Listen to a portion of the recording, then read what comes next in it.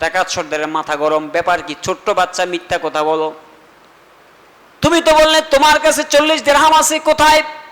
তোমার পকেটে নাই, তোমার জামার আস্তিনের মধ্যে নাই, জামার কোমরের মধ্যেও নাই, টুপির মধ্যেও নাই, কোথায় আছে?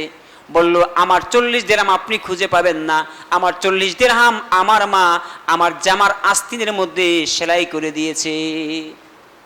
এবার ডাকাত সর্দার এইভাবে হাত দিয়ে দেখে সত্যি 40 দিরহাম, এটাকে বেলেট দিয়ে কাটছে, কেটে 40 দিরহাম বের করছে।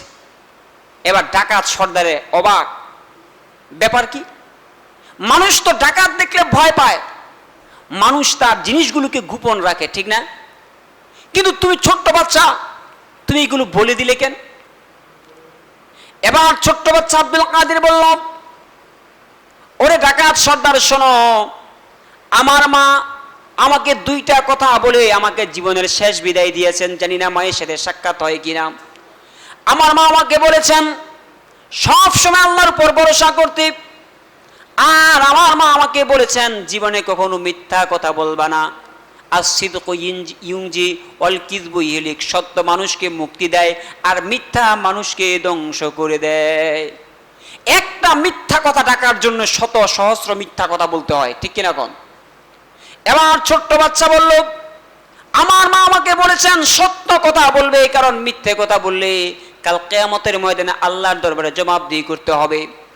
এবার ডাকাত সর্দার চিন্তা করলো, হায় হায়, ছোট্ট দুধের বাচ্চার মধ্যে যদি আল্লাহর ভয় এই পরিমাণ হয়, তাহলে আমি সারাটা জীবন ডাকাতি করে আমার জীবনটা বিসর্জন দিয়ে গেলাম, আজকে যদি আমি মারা যাই, আমার মৃত্যু কবরের মধ্যে আমার জবাব কি হবে? আল্লাহর দরবারে আমি কি করে দাঁড়াবো?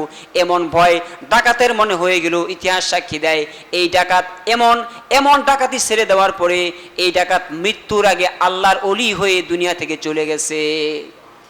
একজন ডাকাত সর্দার এই ছোট্ট বাচ্চার তাকওয়া দেখে, আল্লাহ ভীতি দেখে, মায়ের প্রতি শ্রদ্ধা ভক্তি দেখে এই ডাকাত সর্দার আল্লাহর ওলি পরিণত হয়ে সে দুনিয়া থেকে বিদায় হয়ে গেছেন।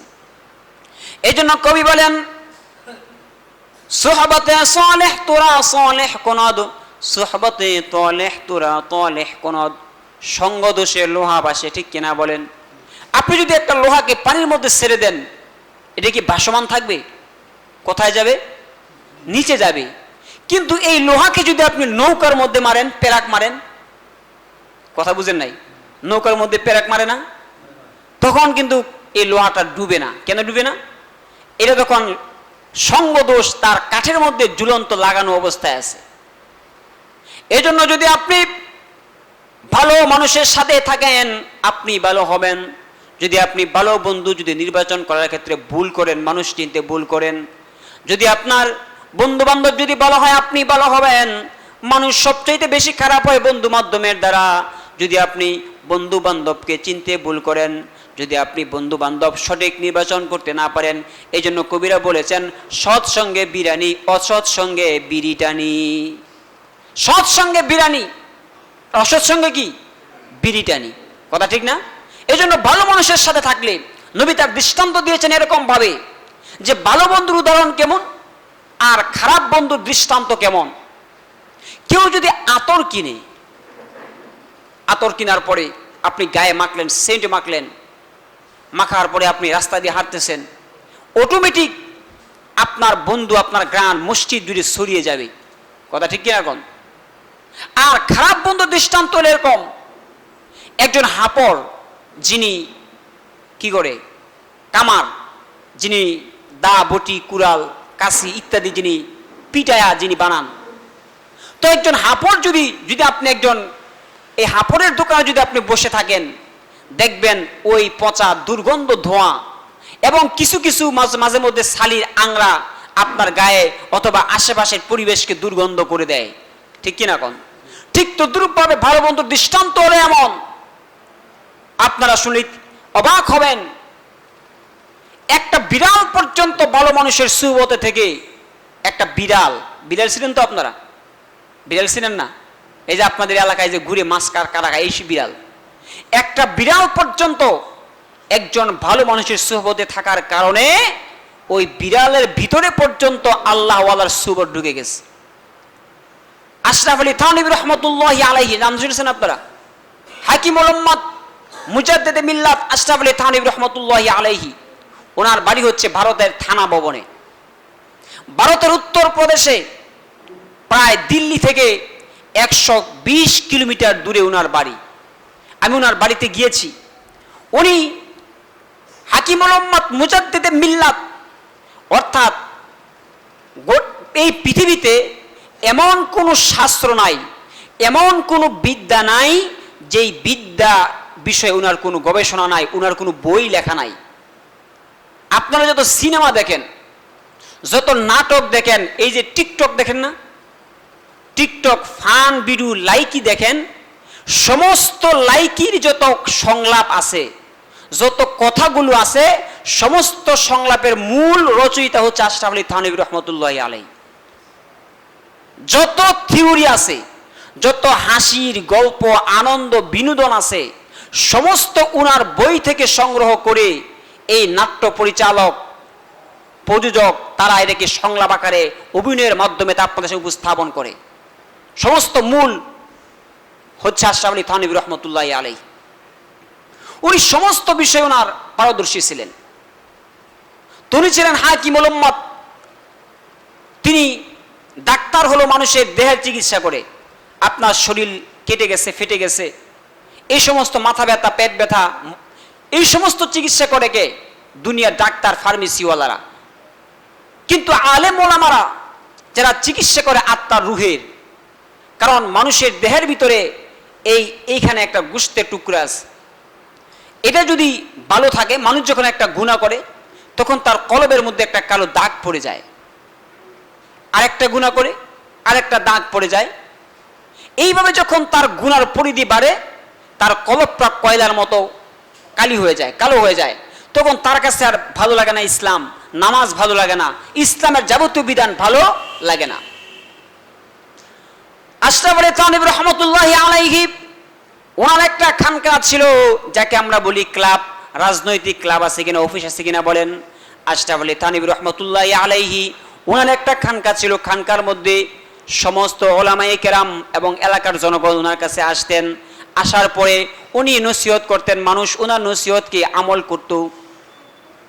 ওনার দরবারে প্রতি সপ্তাহে, প্রতি মাসে বিশেষ মাহফিল হতো, ইসলাহি মাহফিল। বড় বড় আলেম ওলামা সবাই ওনার কাছে গিয়ে ইলম শিখতেন, ওনার কাছে গিয়ে ইসলাহ হতেন। ওনার দরবারে একটা বিড়াল থাকতেন, একটা বিড়াল তিনি পুষতেন। ওই বিড়াল তিনি অনেক আদর করতেন, অনেক সোহাগ করতেন। বিড়ালটা এতই ভদ্র ছিল, মালিকের অনুমতি ছাড়া কখনো মাছের কাঁটা পর্যন্ত খেত না, এমন ভদ্র ছিল। যারা বিড়াল পোষেন, বিড়াল পালা সুন্নত। বিড়াল পালা কি? প্রসিদ্ধ একজন সাহাবী আছে আবু হুরায়রা, নাম শুনছেন আপনারা? তিনি সবচাইতে বেশি হাদিস বর্ণনা করেছেন, 5734টা হাদিস তিনি বর্ণনা করেছেন, সবচাইতে বেশি হাদিস তিনি বর্ণনা করেছেন। তো ওনার নাম ছিল আব্দে মানাফ, আব্দে শামস। ইসলাম গ্রহণের আগে, ইসলাম গ্রহণের পরে ওনার নাম হলো আব্দুর রহমান। তো উনি বিড়াল খুব পুষতেন, বিড়াল নিয়ে খুব ঘোরাঘুরি করতেন। তিনি বাজারে যাইতেন তো পাশে পাশে বিড়াল যাইত, তো দেখতেন যে বিড়াল পিছনে, তো উনি বিড়াল নিয়ে হাতে এইভাবে কাঁধে রাখতেন। মসজিদে আসতেন তো তাকায় দেখে যে পিছনে বিড়ালের বাচ্চা, তো দেখে মায়া লাগতো, তিনি বিড়াল হাতে করে নিয়ে আসতেন। এমনকি তিনি এই বিড়ালের মায়া এমন হয়েছে, উনি যেখানে যায় পিছনে পিছনে কি যায়? বিড়াল যায়। তো উনি, যারা সৌদি আরব থাকেন তারা জানেন, তাদের যারা সৌদি আরব তাদের জামা একটু ঢিলে ঢালা হয়, ঠিক না? তো উনি নিজের পকেটটা বানাইছে খুব বড়, এই পকেটের ভিতর বিড়াল রাখতেন, আর বিড়ালের মুখ থাকতো মানে বাহিরে শ্বাস ফেলানোর জন্য। উনি যা করতেন সব সময় উনি বিড়াল নিয়ে খেলা করতেন। মসজিদে যাইতেন, মসজিদে নামাজ পড়লে বিড়াল ওনার পেছনে, ওনার পিঠে উঠতো, এইভাবে শরীরে উঠতো। তো একদিন তিনি মসজিদে নববীর মধ্যে বসা, তো এমন অবস্থা নবীজির সামনে দিয়ে আসতেছিলেন। তো ওই বিড়াল ছানা ওনার হাতের আস্তিনের জামা খুব ঢোলা ছিল, ওই বিড়াল ছিল ওই আস্তিনের ভিতরে বসা ছিল। তো এমন সময় বিশ্ব নবীর সামনে দিয়ে যাইতেছিলেন, তো উনি নবীকে দেখে দাঁড়াইলেন। শ্রদ্ধা বলে দাঁড়ানোর কারণে, এই বিড়াল তো এইভাবে ছিল, তো দাঁড়ানোর কারণে বিড়ালটা হাত থেকে পড়ে গেছে, এই জামার আস্তিন থেকে মাটিতে পড়ে মারছে, দৌড়, ব্যথা পাইছে। তো বিড়ালের অবস্থা দেখে নবীজি হাসলেন। নবীজি বললেন, ইয়া আবা হুরায়রা। আরবিতে হিররতুন অর্থ হলো বিড়াল। হিররতুন অর্থ কি? বিড়ালের আরবি শব্দ হচ্ছে হিররতুন। আর হুরায়রা হচ্ছে ছোট্ট বাচ্চা, ছোট্ট বিড়ালের ছানাকে বলা হিররা। বলে, ইয়া আবা হুরায়রা, হে বিড়ালের বাপ। ওনার নাম ছিল, আগে প্রসিদ্ধ নাম ছিল আব্দুর রহমান, কিন্তু নবী করিম সাল্লাল্লাহু আলাইহি ওয়াসাল্লাম ওনাকে বিড়ালের বাপ বলেছেন রসিকতা করে, মজাক করে। এরপর থেকে উনি বলেন, ইয়া রাসূলুল্লাহি, আপনি যে আজকে আমাকে বিড়ালের বাপ বলেছেন, আমি আমার জীবনের জন্য এই বিড়ালের নাম আমি গ্রহণ করে নিলাম। আজ থেকে বলে এলান করে দিলেন, আমাকে কেউ আব্দুর রহমান বলবা না, আজ থেকে বলবা আবু হুরায়রা। কি বলবা? আবু হুরায়রা। আমাদের এলাকায় ওটা অনেক আগে একজন মেম্বার ছিল, তো ওনারা মানুষ নাম ধরে রাখতো, বারিক মেম্বার, চিনেন না আপনারা? তো ওনার নাম ধরে রাখলে খুব সেফ। তো হেই, আমার নাম ধরে ডাউস করে এত কষ্ট করে মেম্বার হয়েছি, মেম্বার সাহেব কইবে। কি কইবে? মেম্বার সাহেব একবার হজ করছে, হ্যাঁ আব্দুর রফ খারাপ, হ্যাঁ এমন সেতার সেতার, হ্যাঁ তুই কি জানোস না? কই কি? আমি যে গত বছর হজ করেছি। পয়লা কি হয়েছে? আজকাতে হাজি সাহেব কয়ে রাখবে। কি করে থাকবে? হাজি সাহেব কয়ে রাখবে, কারণ এটা আমার উপাধি। কি কন? তো এমন কিছু মানুষের কিছু কোয়ালিটি থাকে যে এইগুলো বললে তার মনে খুব আত্মতৃপ্তি বোধ করে। তো আবু হুরায়রা বলছে, তোমরা আজ থেকে কেউ আমাকে আব্দুর রহমান বলবা না, আজ থেকে কি বলবা? আবু হুরায়রা। এই পর্যন্ত, আজ পর্যন্ত যত হাদিস বর্ণিত হয়েছে, কোন হাদিসের রেফারেন্সের মধ্যে আব্দুর রহমান নাই। বর্ণনা আছে আন আবি হুরায়রা রাদিয়াল্লাহু তাআলা আনহু, অর্থাৎ এই হাদিসটি বর্ণনা করেছেন নবীর প্রখ্যাত সাহাবী হযরত আবু হুরায়রা রাদিয়াল্লাহু তাআলা আনহু। তো ওই বিড়াল পোষা ইসলামের বিধানে বিড়াল পোষা জায়েজ, আর কুকুর পোষা এটা শর্ত সাপেক্ষে জায়েজ, এমনিতেই হারাম। যেই ঘরে কুকুর থাকে ওই ঘরে রহমতের ফেরেশতা আসে না, যেই ঘরে বিড়াল থাকে ওই ঘরে রহমতের ফেরেশতা আসে। বিজ্ঞানীরা বলেছেন বিড়ালকে বলা হয় সেকেন্ড টাইগার, অর্থাৎ দ্বিতীয় বাঘ, দ্বিতীয় সিংহ। কারণ যারা আপনারা বিড়াল এবং কুকুরের ঝগড়া দেখছেন, কেউ দেখছেন? আপনারা দেখছেন? কেউ দেখছেন? তখন দেখবেন, যারা না দেখছেন দেখে নিন, বিড়াল আর কুকুর যখন ঝগড়া করে তখন দেখবেন বিড়ালের এমন চেহারা আকৃতি করে কুকুর পর্যন্ত ভয় পায়। তো আশরাফ আলী থানভী রহমতুল্লাহ আলাইহি তিনি বিড়াল পোষতেন। তো ওনার খানকায় এমদাদিয়া আলেম ওলামা সকল মানুষ আসলো ওনার খানকায় সুহবতের জন্য। এবার দুপুরে খাবারের ব্যবস্থা করা হচ্ছে, বাবুর্চি রান্না করে খাবার ব্যবস্থা করতেছে। তো দুপুরে নামাজের সময় হয়ে গেল, বাবুর্চি রান্না বান্না শেষ, ডাউল রান্না বান্না শেষ করা হলো।